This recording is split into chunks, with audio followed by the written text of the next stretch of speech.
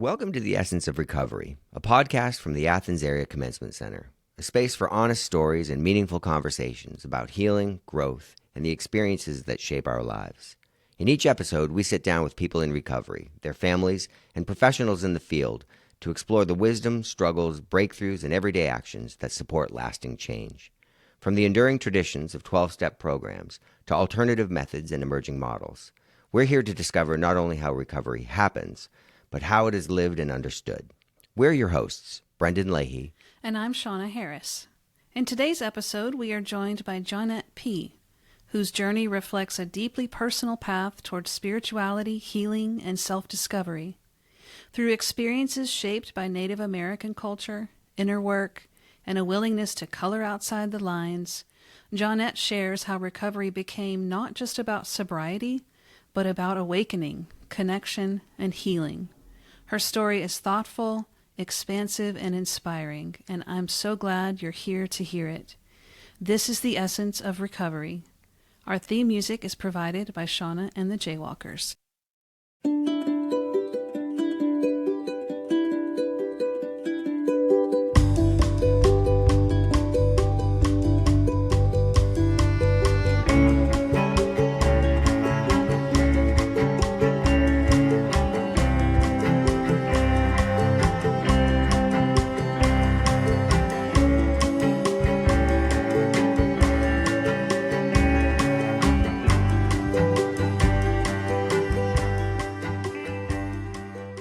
Right out of the gate, you could tell us what recovery means to you now. All right. Recovery is all about healing for me.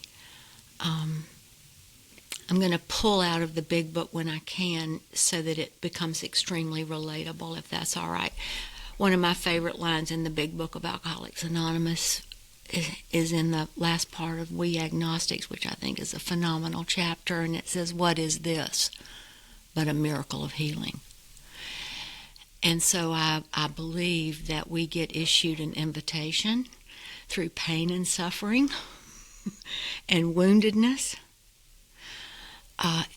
We get issued an invitation to step from darkness into the light.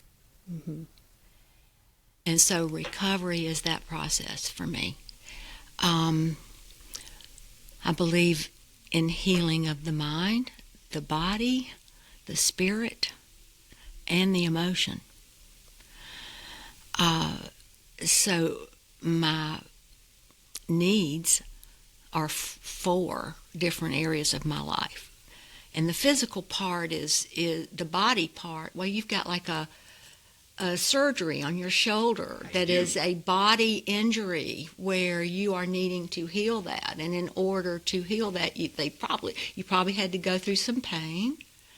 Indeed. And the surgery itself was painful, and some of the physical therapy is painful, but that's productive pain.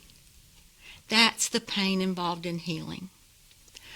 And that for me is very, very different from the pain of the woundedness and being stuck in the woundedness. Because from that perspective, I don't really necessarily have the hope. Mm-hmm. But if I've moved into the productive use of pain, I'm standing in the light and I'm exercising muscles and I'm getting free from things that once restricted me or that were broken. And I've never healed without pain. Me neither. Pain as an invitation and as a source of healing. Yes, it is to me. When I was early in recovery, I was about 3 years sober, and God had I followed an eagle to Nashville, Tennessee, which is a cool story.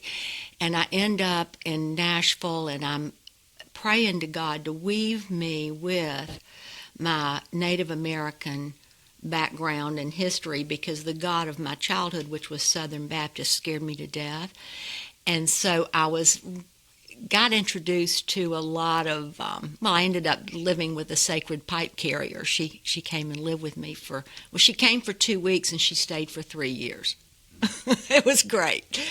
But I was listening on the way to AA meeting, this Rita Coolidge was in this group called Walela. And she was singing, "Be Grateful for the Struggle."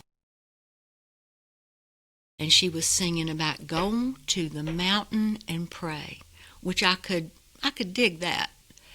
But be grateful for the struggles, that made me so mad I almost ejected the CD out of my car and threw it out the window, because I did not want the struggles at that point. I wanted it to be easy. Of course. Mm-hmm. Because I was in a lot of pain. And spiritual and emotional and mental, more than the physical part. Fast forward, now I'm grateful for the struggles.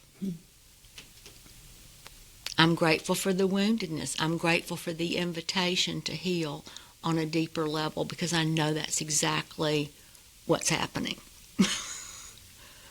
Tell us a little more about that time in your life. Early sobriety, what brought you to sobriety? I believe that the prayers of my family brought me to sobriety. And it was a divine intervention that I didn't see coming, because had I seen sobriety coming, I'd have run. God used my youngest son. He got in trouble.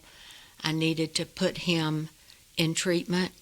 I was physically broken at that point. I had flunked a mammogram, and I'd had to have surgery. And so I was all bound up post-surgery, about a month after the surgery, and put Robbie in treatment in Alabama, and came home, and it took 3 days for me to fall deep enough into where I needed to go.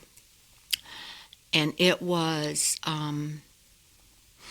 I remember going by his bedroom and going in his bedroom and just laying on his bed and wailing. And what was coming out of me did not even sound human.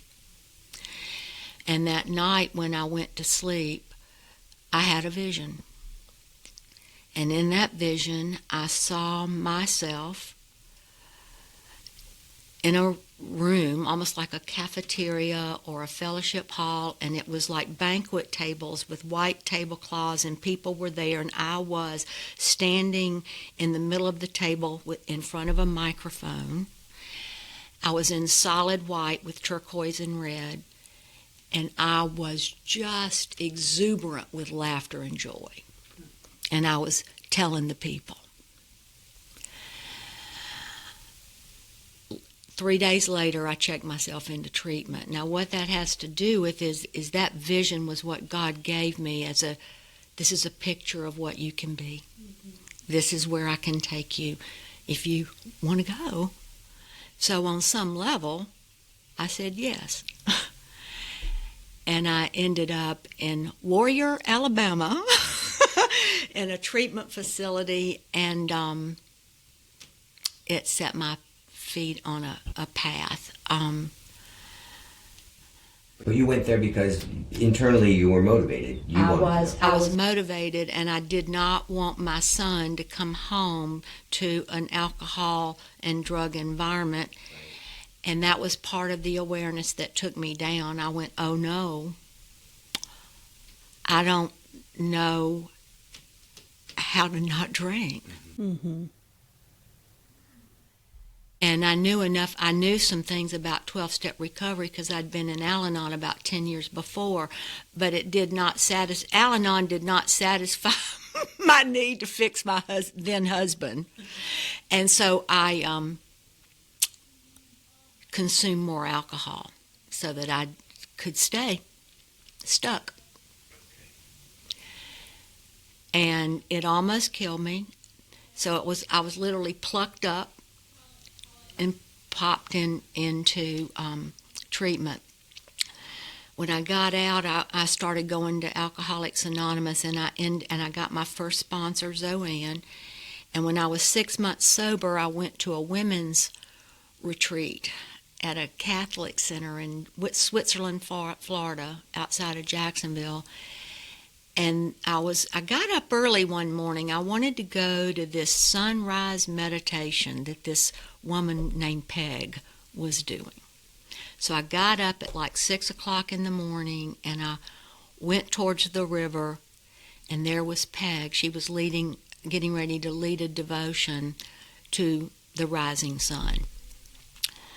And she had her eagle feather and a bowl of sage, and she was smudging the area and honoring the Creator.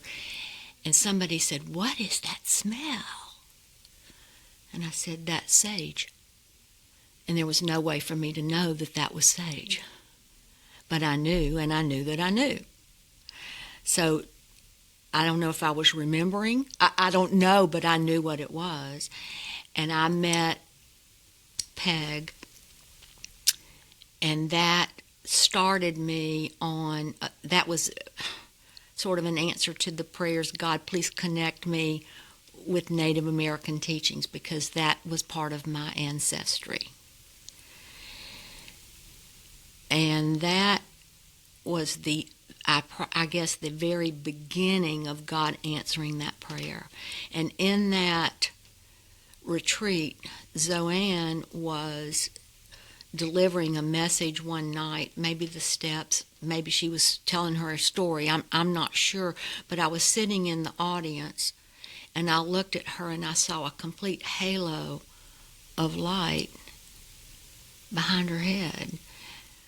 And I'm like shaking, going, wait a minute, what is that? And I was beginning to be able to see in the unseen world.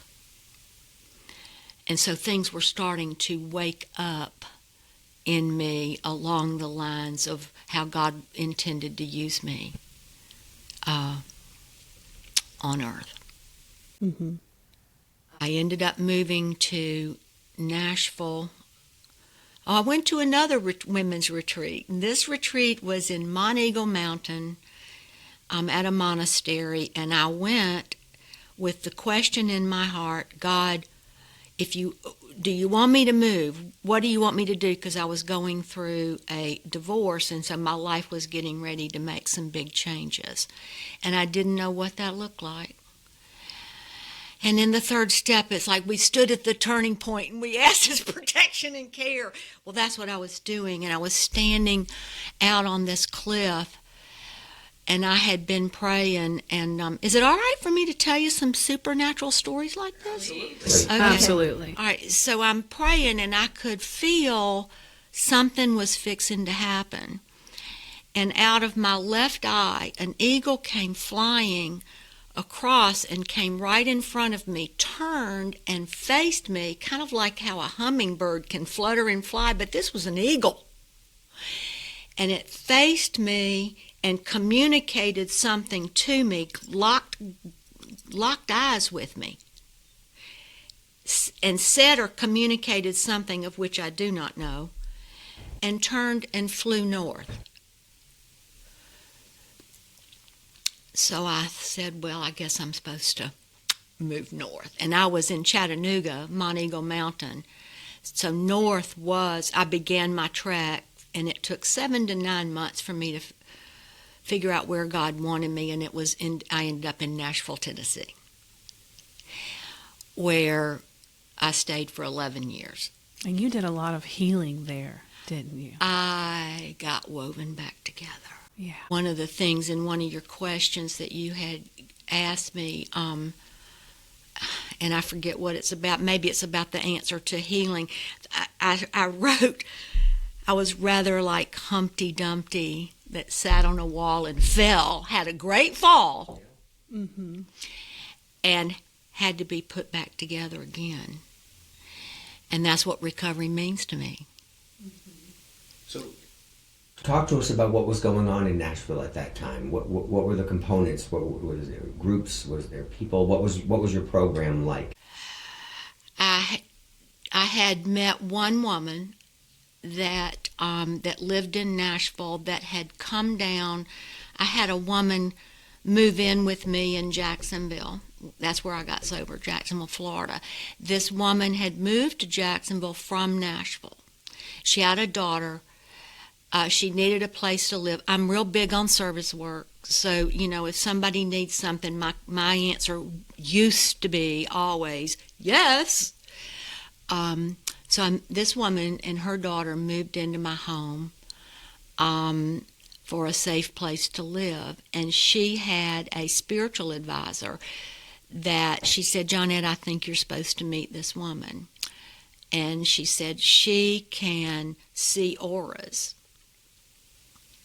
And I was intrigued by that because at that time I didn't know what an aura was. Mm-hmm. And so Elaine came to Jacksonville and I met her, and immediately the connection was strong. She was strong in Native American teaching. She was 10 years sober. She had codependent healing as well. She walked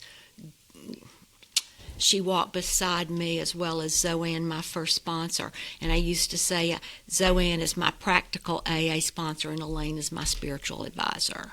And I was flanked on both sides. Mm. And so when God took me to Nashville, I had already been to Nashville to visit Elaine. I used to go there to do fourth and fifth steps and go to powwows. So I had a baby exposure to Alcoholics Anonymous, but I only knew one person. Okay. And I was very, very, very scared to make this move because what God asked me to do, y'all, was leave everything that was familiar to me. And my then husband at the time had created an environment in my mind and in my heart of total fear, and said, I have spies in Alcoholics Anonymous listening to everything you say. And so my home group and everything about that became threatened. Yeah.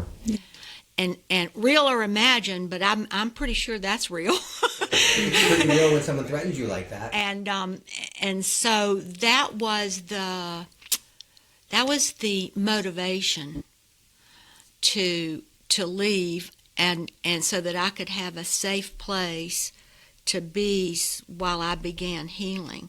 And there was no way I could be safe in Jacksonville any longer. And so for a period of time, I was in hiding. And so there was, nothing was in my name so that I couldn't be tracked to assure that I would have physical safety, which was a requirement at that time. I want to say this. One of the things I learned is that desperate people do desperate things. And I'm grateful for every moment of terror. I'm grateful for every moment of hardship.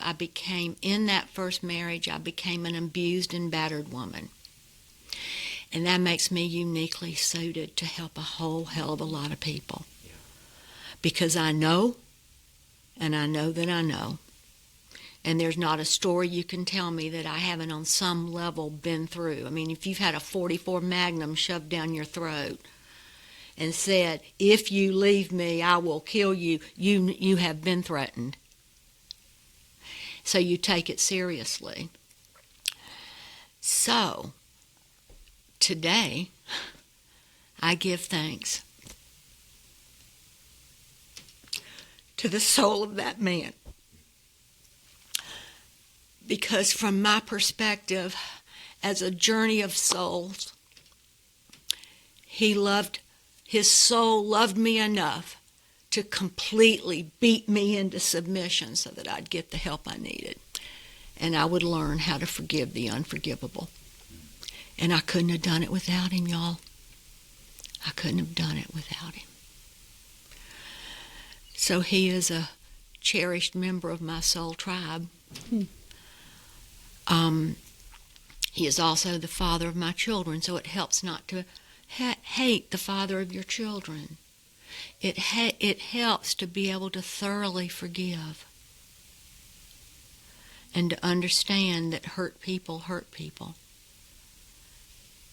And it is also true that healed people heal people. So that journey in Nashville was about me meeting the Creator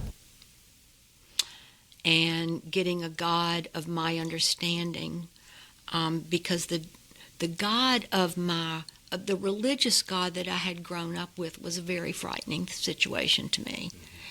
And so I learned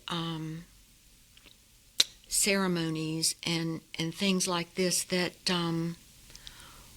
were profoundly helpful, because I had Native American teachers that God wove into my path. Things would happen, like I'd go to a powwow and hawks would start circling above my head, y'all. Just circling and circling and circling with so much power that I would literally slide off the bleachers and have to get on the ground to be able to handle the energy of that. So it was undeniable. It was undeniable that God was shaping me and bringing me along in the way that He wanted me to be brought. And I was on the way to the powwow one time, and as a Southern Baptist, I was raised with, you were born in sin, right? So I'm on the way to the powwow, and out of the blue, Elaine, I was up there for a fourth and a fifth step, and we just did the powwow, and she said, you know, you were born sacred. Out of the blue, she says this. And I burst out crying, because it was a completely different perspective from you were born in sin, which penalized me before I even drew the breath of life out of my mother's womb. I'm doomed. You were born sacred. What? A different perspective. A new pair of glasses. It was profound. Something shifted in me. Something broke and fell away and shifted so that I could begin to receive that. At this point, were you free from struggles with alcohol, or were you still struggling? I was 3 years sober, and maybe longer. I mean, this period gets to be a little bit blurry, because in the world of spirit, there's no time or space, so it kind of gets a little blurry. Yeah. But I was very involved in Alcoholics Anonymous, and I had not yet stepped into any codependent or Al-Anon. I was very focused on that and what I would call the Red Road, or Native American teachings, and trying to learn how to blend that in with Alcoholics Anonymous, which was really easy because they're all based in truth with a capital T, so there was nothing fighting anything. Oh, so these two worlds were coming together seamlessly. These two worlds were coming together. Yeah.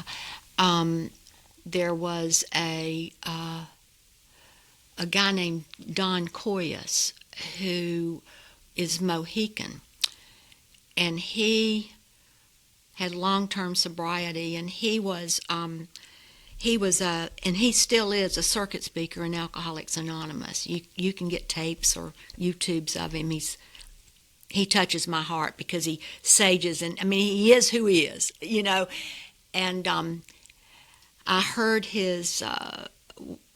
Got involved with the group that was going to be inviting circuit speakers into Nashville for the roundup, and somehow I ended up on a committee of service of that, and we were listening to different tapes, and I heard him speak, and I started crying when I heard his voice, and I got chills all over me. And those are pretty strong messages for me that God's involved in this and to pay attention. Well, so I heard his voice, and the seed got planted, and about a year and a half later, I found out that he was coming to Nashville with the 100 eagle sacred hoop, and he was bringing this hoop on a reverse trail of tears across the United States of America. And he was bringing wellness and forgiving the unforgivable and hope and these things to anybody that wanted to listen. A lot like what the monks are doing in the Peace Walk right now, if y'all are following that. Yes. Mm-hmm. Very similar to that type of movement. And so I signed up to be in charge of the food and to feed these people. And I met Don Coyus then and got pretty involved with this movement. So his story goes like this. He got into Alcoholics Anonymous as a full-blooded Indian, and mostly a white community out in Colorado Springs, and the guys were going, you know, you Indians, y'all don't stay sober very long. So he got upset. I won't cuss. He got upset, so to prove the white man wrong, he stayed sober, which is proof to me that God can use whatever we got to help us. Yeah. Mm-hmm. And as time passed and he started seeing the fruits of the 12 steps, he took them to his elders and said, help me understand how to merge this white man's solution in with our culture. And so they took the 12 steps of Alcoholics Anonymous and they studied them, and they went to their teachings, the medicine wheel teachings and all of that, and they came back after they had had time to study it and said, there is no difference. There is no difference. And what they did is so that Don Coyus could understand, he said, steps 1, 2, and 3 are in the east, 4, 5, 6 are in the south, 7, 8, 9 are in the west, and 10, 11, and 12 are in the north. Now that makes sense to me now, but at the time it didn't. But it totally made sense to Don C. And so what ended up happening in his life, and I got to use him as an example because he's an important figure in my life. He was given a vision. And in this vision, the Creator told him that he would be doing a sacred hoop with 100 eagle feathers, and that it would bring the prayers of the people and the prayers of the nations of all tribes together to heal. So he does this walk across the Trail of Tears as a symbolic measure of healing the atrocities of that genocide. I'm right in the middle of it, going through a divorce, having suffered my own atrocities. And so that ability to open my mind to forgive the unforgivable, and who am I to not? If these people can forgive, who am I not to forgive? And it was life-changing. I bet. And I went out to Colorado Springs. I sat with the 100 eagle hoop. He knew me as Flaming Hawk. You know, I mean, he honored who I was spiritually. And he asked me to, if I would be a fire starter in this well-briety movement, because that's what the elders had named it, was this, there is sobriety and then there's well-briety, and that's what the Native American culture calls it. And what's a fire starter? Fire starter is somebody that begins a circle and does the teachings. So it was real strange because I was a yes person.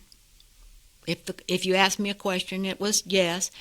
And what I said to him is, I don't know, I need to pray about it.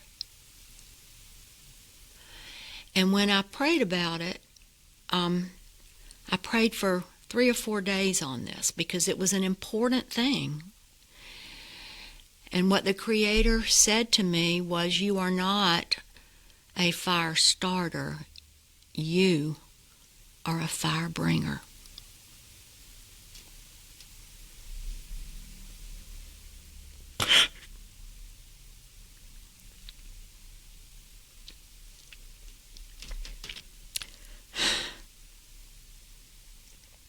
And I was trying to understand, what in the world does this even mean? What does this mean? And I called my mother,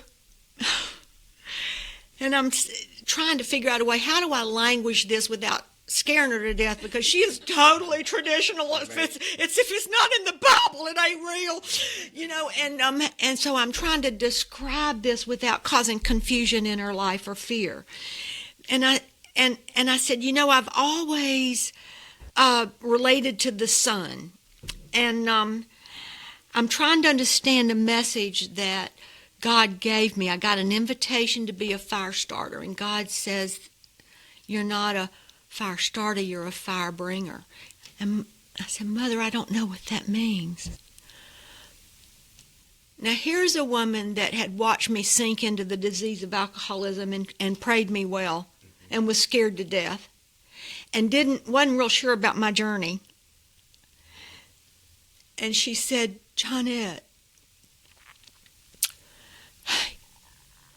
God's given me a message for you. You're like David. You are favored by God.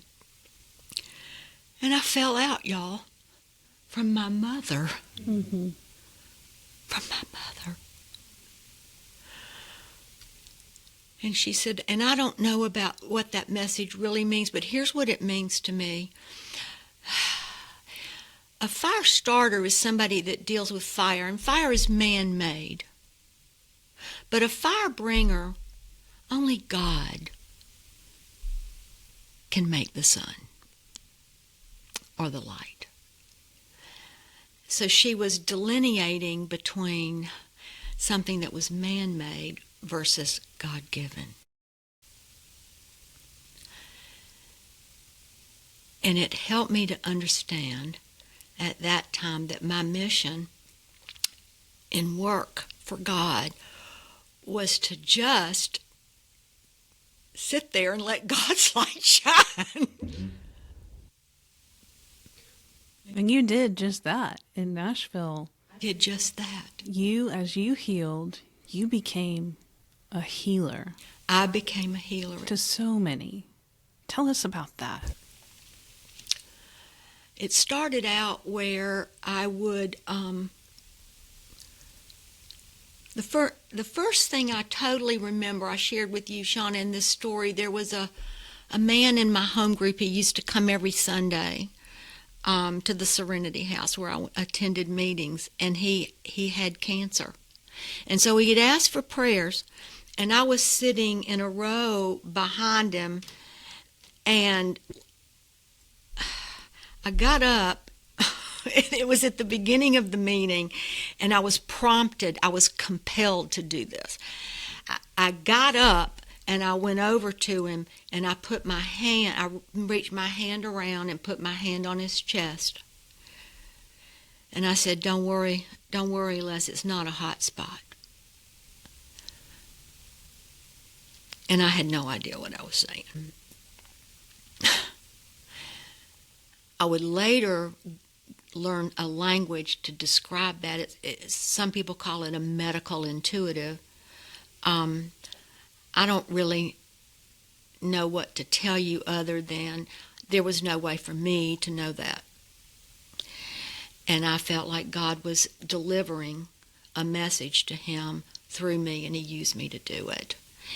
And the thing is, first of all, I had to be available to be used, and I had to be willing to do it. And I had to be willing to look a little bit strange and odd, which for me was a huge step in life, to learn how to be authentic. You know, to thine own self be true. I couldn't do that because I didn't know who I was, so I had to learn. Yeah. I had to learn it. I think that's true for so many. I do too. In early recovery, you come in from that old life and you just have no idea who you are, how you like your eggs. Exactly. Any of it. Exactly. and I would, because I had not yet had any formal training, I worked in spirals. Like I would you there's no way for me. I mean, I would literally spiral like clockwise and counterclockwise. Like if I was going to remove something, it was a clockwise motion to pull energy out, and I just knew what to do. I don't know if I was getting information on what to do or whether I was remembering. I don't know. For the listeners, y'all, if you can try to believe me, you might come up with your own ideas on that. All I know is that I had no formal training, and I was removing energy from people, and they would say, "Oh my gosh, it's gone." And I didn't do it. It gives new meaning to the St. Francis prayer being a channel or an instrument. Mm-hmm. And I've been thinking over the last few days about the difference, because you see that prayer written with either an instrument or a channel, and is there a difference? And I've been thinking about that a little bit over the last few days, and I'm thinking, yeah, there probably is a difference. Because if I'm channeling God's energy, I'm basically inactive, and God's power is doing the moving. And an example would be putting your hands on somebody and just letting God do it. Being an instrument might be you're actually participating and working with God to assist a healing for one of his kids. So I think both are true. And you told me that you ended up turning your home into a healing sanctuary. Yes, I or did. God did. God did. And you called that the lodge. Called it the Sacred Healing Lodge. And people would come. Mm-hmm. And what was interesting, and this still happens in my life, people that get in alignment, like Hawk, people would come. I lived on the top of the hill, so there was a long driveway up the hill. And when people would come to visit me, Hawk would meet them at the gate and escort them all the way up to the top of the hill. I mean, you can't make this stuff up. A literal hawk. A literal hawk. Like I'm talking to one of my friends in Nashville right now who's trying to heal from PTSD that's been debilitating. So we're just in the beginning stages of the healing. And she sent me a picture last night. She said, I just looked out my window, look at this, and she sent me a picture of a hawk sitting in a tree staring at her. That's a real theme. And I don't do that. I mean, it just happens. Mm-hmm. Mm-hmm. It just happens. So at that time, so you have this center. You're coming together. You're healing yourself. You're helping other people on their journey of healing. What was going on in your life in terms of were you employed in another area? What was your connection with your family? How is it all manifesting in your life? Okay, that's a good question. I work for God. I was fortunate with my divorce settlement. I asked the Creator to have enough so that I would never have to work unless if I just wanted to. Now, a lot of healers, there is an exchange of money, and that's just not really been the way God's led me, because I work with people that are typically not able to offer money, so I open the door to anything. There should be an exchange of some sort eventually. I mean, this is what I learned in my training, because I did get called into learning more about healing, just like somebody might just have a tendency to want to be a nurse, and then they got to go to school to learn how to do it well. And so I had a massage therapist that was also a Reiki master and a healing touch person, and she she kind of led me into the Reiki. And that was probably one of my first things that I did in terms of education. Was I became a Reiki master. I love Reiki. Reiki just means Ray is ray of God and Chi is energy. So you are literally just using God's energy to target places in people that need healing. And it's a lot like, do you happen to remember the old days of a radio when you'd turn it on or a TV and you'd have to turn the channel to get the clarity of the reception? Mm-hmm. Reiki does that. Reiki, through sacred things, lines you up with specific divine energy that can target certain things. It's fascinating because it breaks all the rules. It can go forwards and backwards in time. It can do the impossible, and it's very soft and very gentle. So I did that for a while. I got interested in the geometric shapes and how that affects people and color. So I asked for God to, if it was His will, to bring me a teacher. And within 6 months, I had a light language teacher. So I learned light language that led me into becoming an actual minister of healing through divine intervention. And that was an extensive course. And that, when I came out of that, I am a licensed minister of healing in the state of Tennessee. And my church is the Sacred Healing Lodge. So what happened was, when that happened, it broke open opportunities for people to heal and gather. And I had prayer circles every month. I had gatherings, all kinds of things. So much so that when I sold the lodge, and I was looking at the front porch, the downstairs, that you know how concrete can meet and there's a crevice. Well, in the lodge, there was a big gap, about 6 inches, where the concrete had separated. And I went, oh my goodness. And I said, what in the world has happened? Because I thought, was it an earthquake? What happened?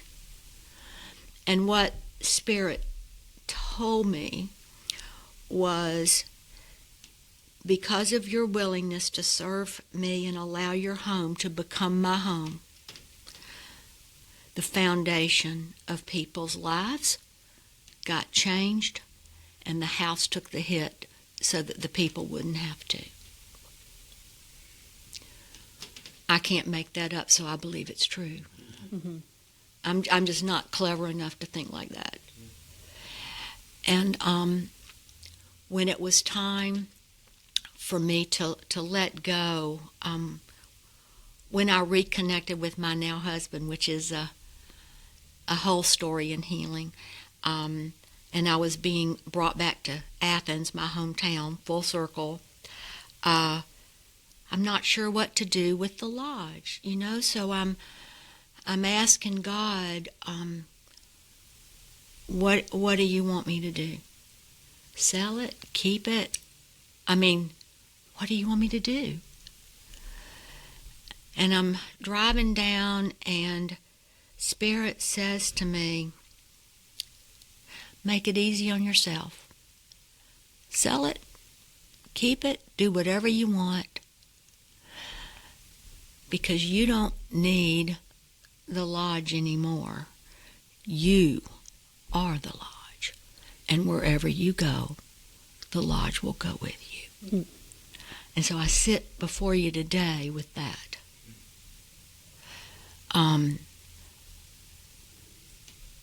I had to get completely cracked open, the goo taken out, and I have to continue this to be able to serve the people the way God wants me to.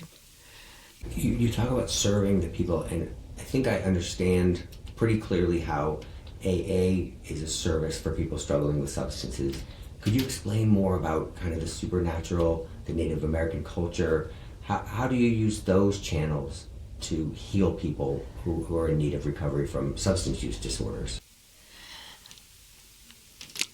That's a great question, and I wish I could put it in a tidy little box. Because the truth of the matter is each person is different and they're unique, and each person needs certain things.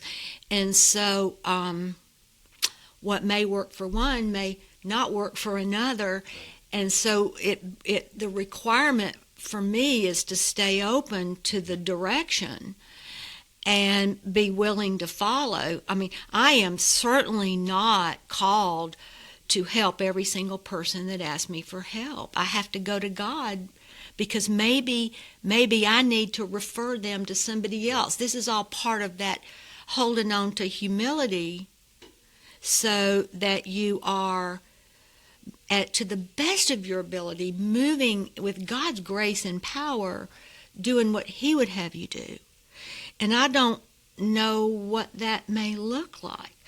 I remember when I first got sober, it was so like I would put stones in my hand and I would feel like obsidian or some of the grounding stones because I needed to learn how to ground. I was free and I needed to get back in my body and sink down in it, so I would put grounding stones in my pocket, and I needed all these sacred objects to help me. I needed my drum, I needed my flute, I needed my rattles, I needed all these things to be able to accomplish what it was that God would have me do. I needed it until I didn't. And sometimes I need it. Sometimes I need physical things, like sometimes I need to go and sit with my drum. Sometimes I need to go and sit with my Bible.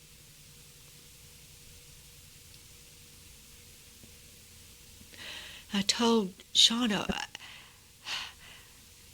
one of the greatest healings for me was to be able to return to Jesus. Because I remember in early sobriety saying, Jesus, I believe in you, but I am absolutely scared to death. and I am much more comfortable over here in this, and I don't want to hurt your feelings for anything. And it took a long time for me to be able to open up to receiving those messages in a way that didn't feel like I was coughing up crushed glass.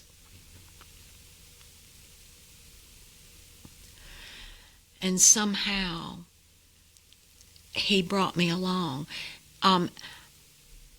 I personally, what I love about Alcoholics Anonymous is we get to come up with our own concept of a higher power.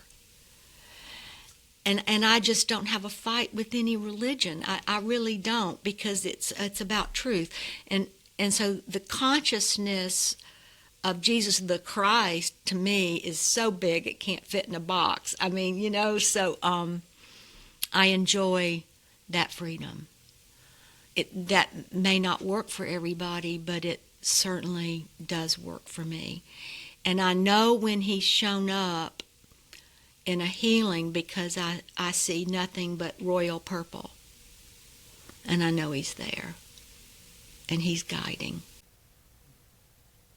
So you've learned to trust different traditions.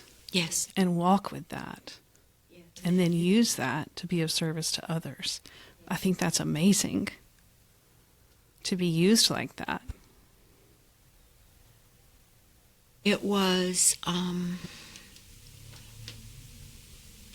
profoundly helpful to be able to have the freedom to do that. And this is where I just I can't wait to get to meet Ebby and thank him for saying to Bill Wilson, why don't you come up with your own conception of God? Mm-hmm.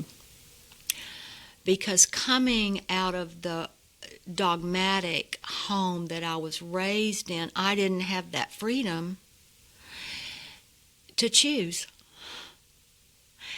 And so to have that freedom to be able to search and seek, God can and will if He is sought. And I've got a friend in Nashville that would go he, she, it. So all these different concepts, and it ended up, I was in a meeting yesterday where somebody was talking about being a little bit confused between either God is everything or God is nothing, that it just seems so polarized. I didn't ever have a conflict with that. I just embraced. I get to decide. Somebody has given me the choice to decide for myself. Either God is or He isn't. He's either everything or He's nothing. If I choose that God is everything, which is what I decided, go have fun. And the path will unfold in front of you, and you just left foot, right foot, travel it. And then you outgrow it if you keep going. Tell me this, while the 12-step programs offer some flexibility in terms of determining the God of your choosing, do you ever get any pushback from 12-step traditionalists who don't think that it fits as seamlessly your other components of your healing and your practices? Do you ever get pushback? I probably would, but I don't do a lot of discussing this openly. This is, y'all invited me to come talk about recovery. You did not invite me to come talk about AA. Yeah. And if you had asked me to come talk about AA, I would have told you there are other people that have got better stories along those lines. That's not the way God wants to necessarily use me. I'm so grateful I drank enough to qualify. There's just no doubt in my mind. I'm just so grateful. But what I try very hard to do is, if I'm in a meeting of Alcoholics Anonymous, I try to be obedient and respectful and mindful of the steps and traditions and the meeting itself, just to be respectful. The fact that I color outside the lines, outside of Alcoholics Anonymous, is my business. Right. And when I come back in, I'll tell you what I learned if you ask me. I'll tell you what I learned. And a lot of people are interested in what did you learn? What did you learn? That's also for the honor of sponsorship, in that intimate environment where you're one-on-one, shoulder to shoulder, and you are sharing from the depths of your soul. That's a place where I might bring all this in, if I'm led. But still, some of this is frightening to people and I recognize that. I try to remember it probably would have scared me too. I was scared of God, so. Yeah.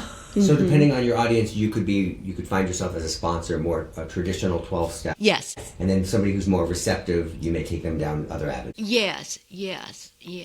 I have got 4 sponsees right now that are in need of me as a healer person, as well as an alcoholic or a recovery sponsor. Not everybody needs that. These women do, and they've asked me for it, so they get it. And I'm not hurt or offended by people that don't want it, because there's a wrench for every nut. Right. I've never heard that. I like that. If you're comfortable with it, I would like to unpack codependency a little more. And I want to understand what that word means to you and understand how you are able to heal and grow through that. I think that's a fabulous. Thank you for that invitation, because for me, codependency is probably my primary. And alcohol, I drank, but the causes and symptoms of the personality are more codependent related. And I was thinking about yesterday. I went to see my massage therapist because I believe in body work and taking care of yourself.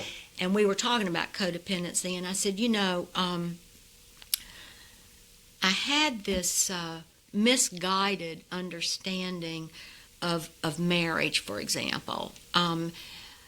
Somewhere along the line, somebody told me it's where two become one. Well, I understood it was like two half circles coming together to make a whole. That's codependency. And it's dysfunctional, and it's destructive, and it's a setup for addiction, for love, relationship addiction, all of these. It's destructive. The solution is interdependency, which looks completely different. I'm whole, and I get with another whole person, and we form a partnership. We come together, but we're able to be apart too, and we're autonomous. Mm-hmm. But if your concept is that I'm looking for my missing piece, you might be codependent. Codependent. Little indicator. Yeah. And that was... I was codependent, and it can happen outside of romantic relationships as well. I was codependent on my youngest son. I literally did not know where I ended and he began, which is real easy for moms to do because the way the Creator made us, we are one with our children for a long time. And so he was born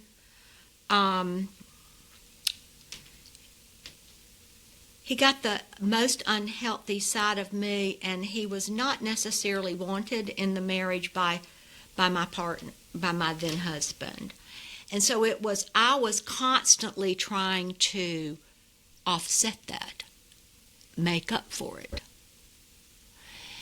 And I damaged him in the name of love. Mm-hmm. And so I guess what I've learned about codependency is that it is terribly destructive. It does not work. And you do a dance. A codependent can't be codependent all by themselves. They got to have the counter-dependent. It works a lot like predator and prey. It really does. And it's just not healthy, and it's not sustainable if you want to have... it was not sustainable for me. And it led me into trying to drink away the pain of not being able to manage or control another person, or save them, or rescue them. Mm-hmm. So there's going to be some people listening to this, mm-hmm. and in their heart of hearts, they're going to relate to this.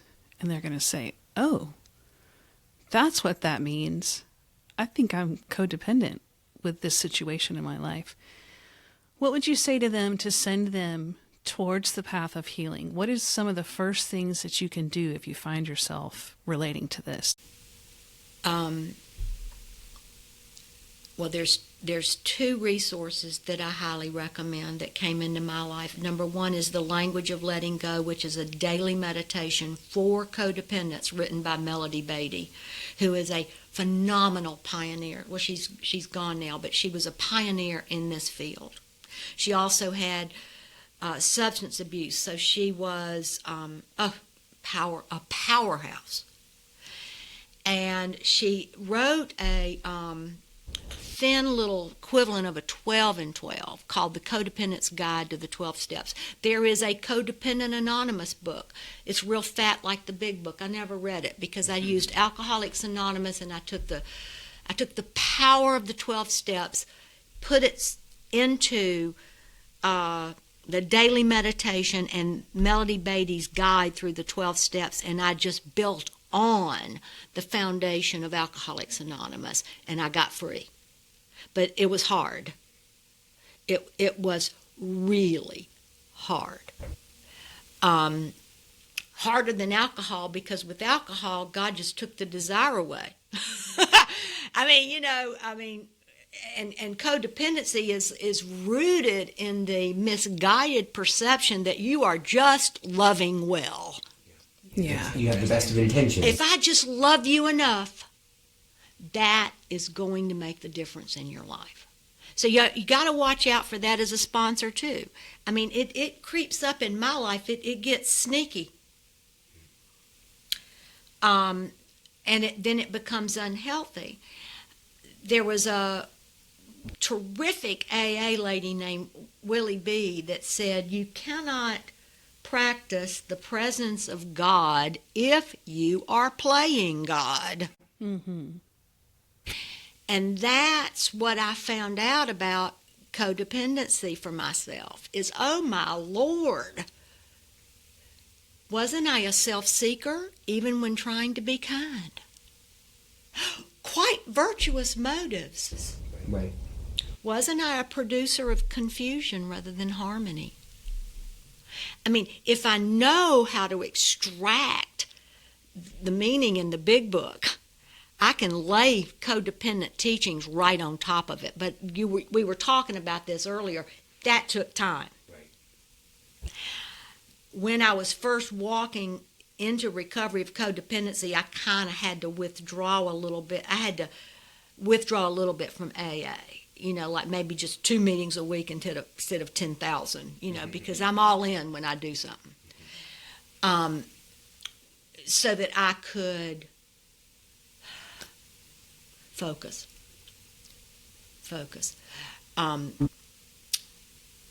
I remember speaking in Nashville one time, and I was at a traditional AA meeting, and this did not go over well, but isn't that a shame? I said, I'm an alcoholic, and if you squeeze me real hard, out pops a codependent. And there's people in the AA community that just abhor that word. I'm not one of them. What's so objectionable about it? I don't know. I don't live in that world. I mean, you had asked me what's changed in my life, what is softened, probably dogma. Mm-hmm.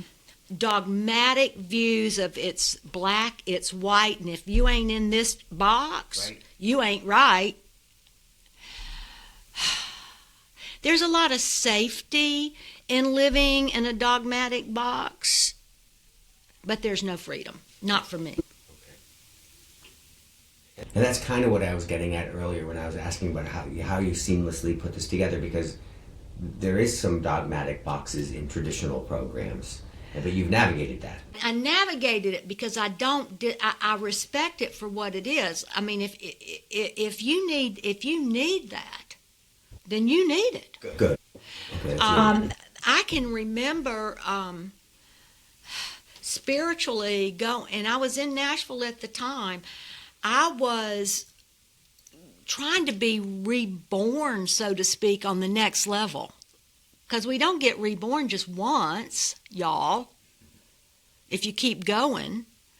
I mean, I love what Joyce Meyer says. She says, I've been married to Dave for 42 years, and he's been married to 42 different women. I mean, that's pretty good. But I can remember there was like this ceiling in AA.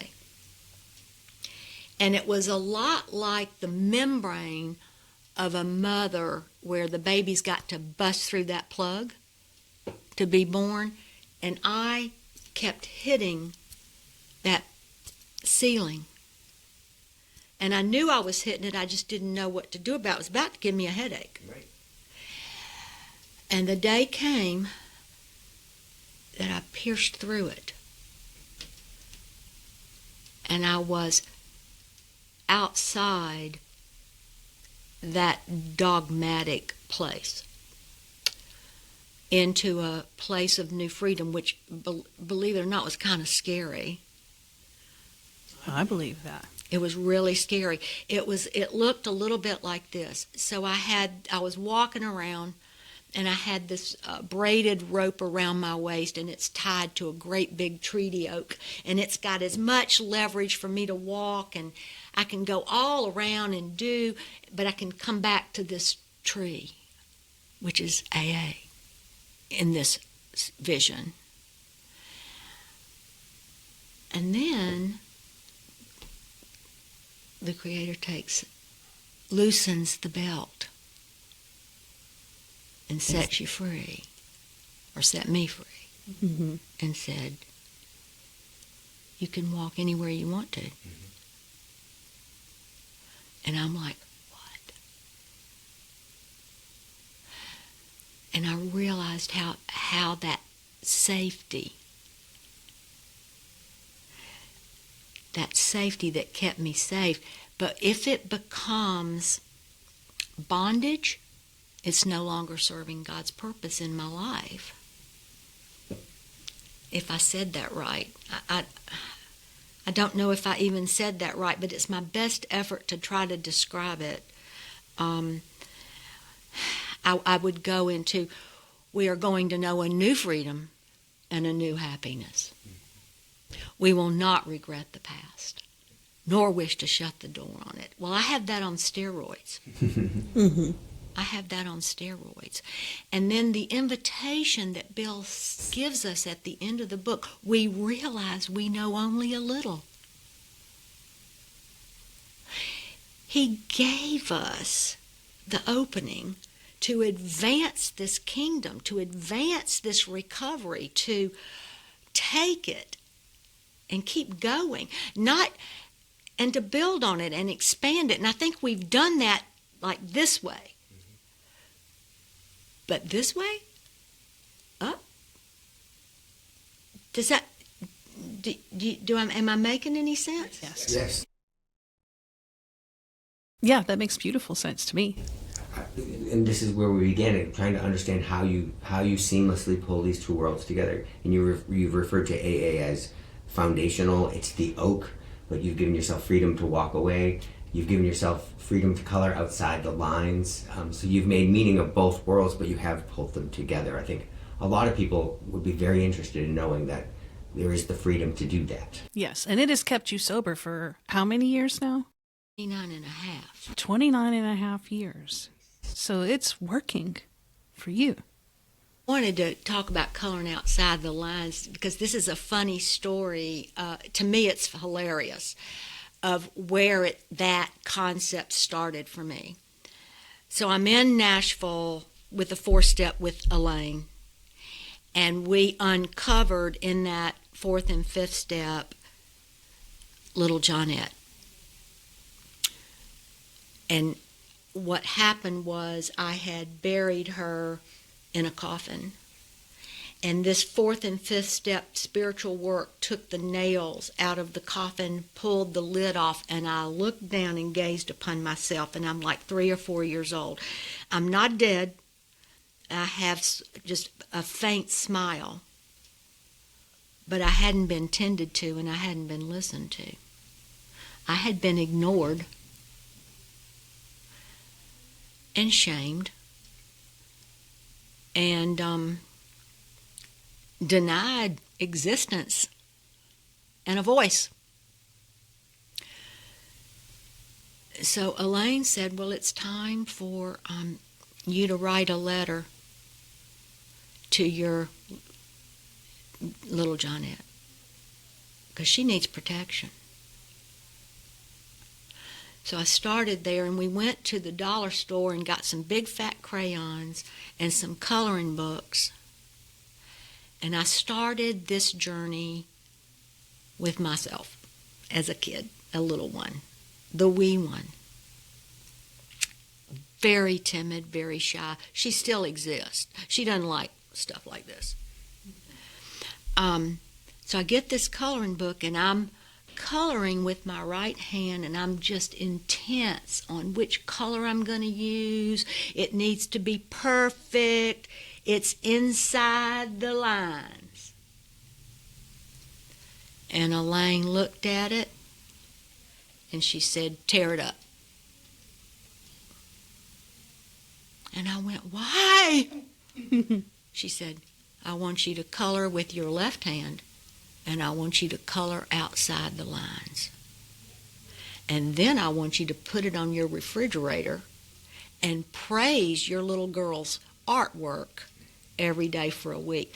I thought I was going to throw up coloring outside the line. That, for me, that dogma, that line, that boundary of you will not cross this, was so big in me, I almost threw up physically. To make that crayon go outside. And then to be able to praise the work, it was like, but I did it. And that's where it started. And now look at me. Yeah. But that's an amazing thing, and what a gift to offer people who may not see things the way everyone else sees them. The ability to color outside the lines in their own recovery is something that we don't hear about that as much. Well, it's damn well time we do. I agree. I agree as well. So what does a day look like today in the life of Johnette? What does a good day in recovery look like? Or a bad day, just a day. My typical day is a good day. Nice. I wake up with a smile on my face. I look out my window and see this great big tree that's named Jack. And I just thank God for another day. And I have a little prayer that I learned that starts my mind off right, and it's hang on a second.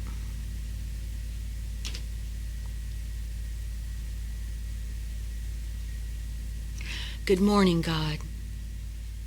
Good morning, Spirit of the universe. Good morning, me. What a wonderful day this is. God's in his heaven, and all is right with the world. Amen.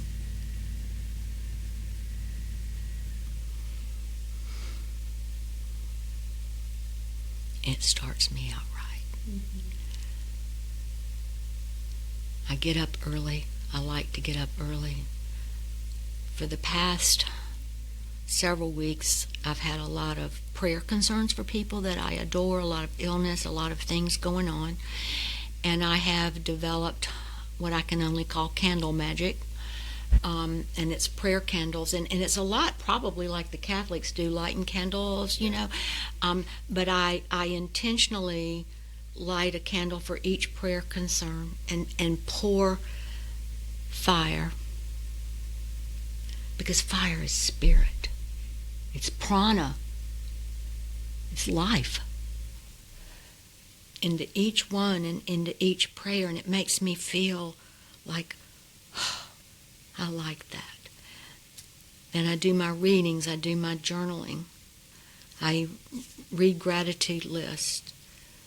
I've incorporated a Zoom meeting in the morning, daybreakers in the morning, to kind of toss it up a little bit, because sometimes I don't have the energy to go out to the noon meeting, and I am obedient to the limitations of what my body has to say instead of telling it to shut up.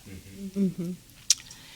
And if that means the schedule gets tweaked, that's just what it means.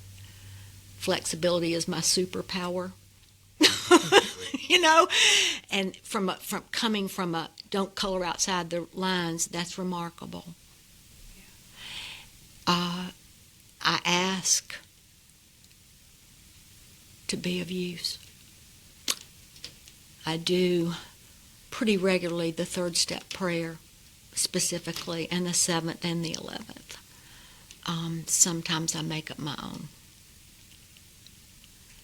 because I find that it can get rote. Right.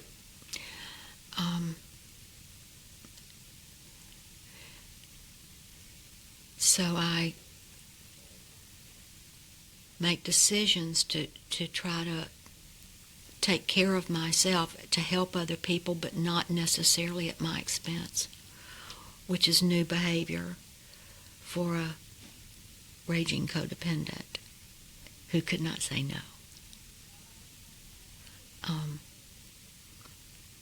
What is this but a miracle of healing? What is this but a miracle of healing?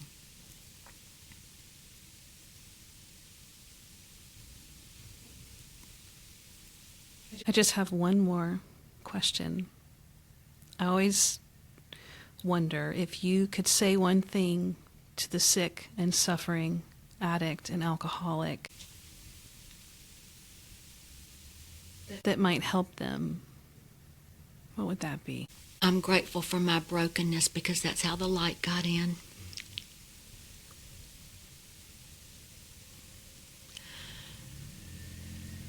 And when I listened to Bobby Ray's podcast and she gave that word believe, oh, what a powerful word. And so I'd like to maybe piggyback on that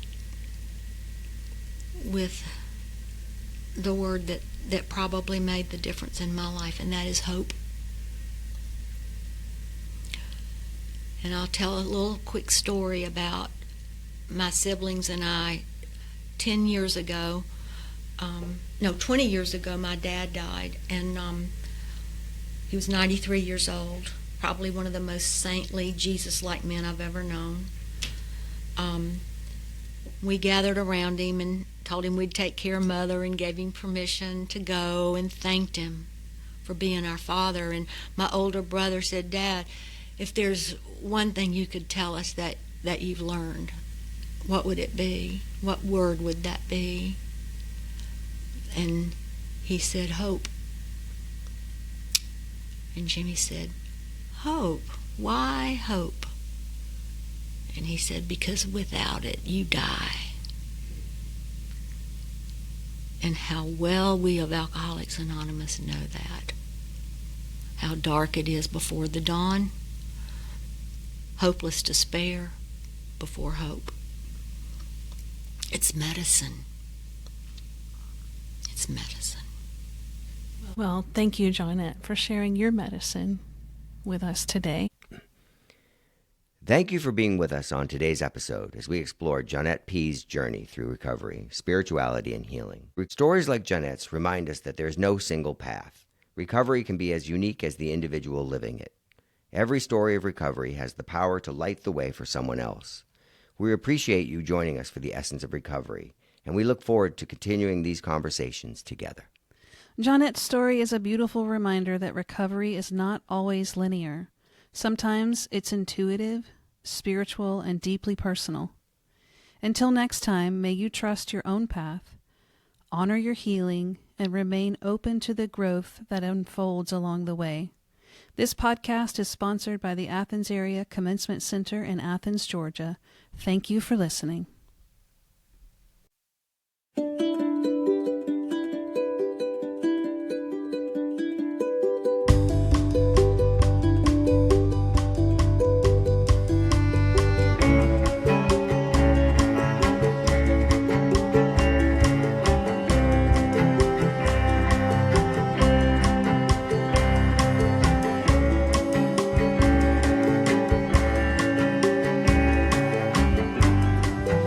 I've seen your pain, known the strain, the rabbit hole of the soul. Run deep.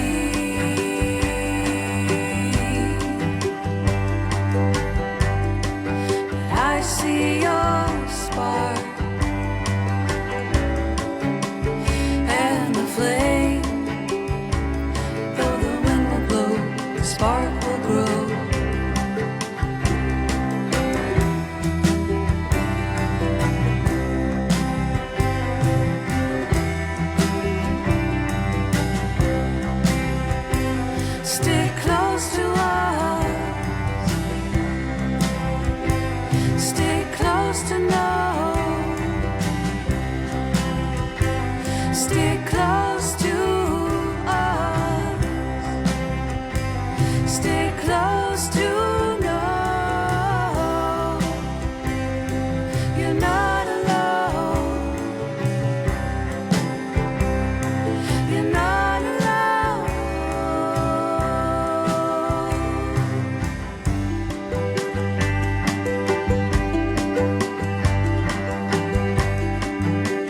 Just be true to yourself, and through the hurricane you'll be safe.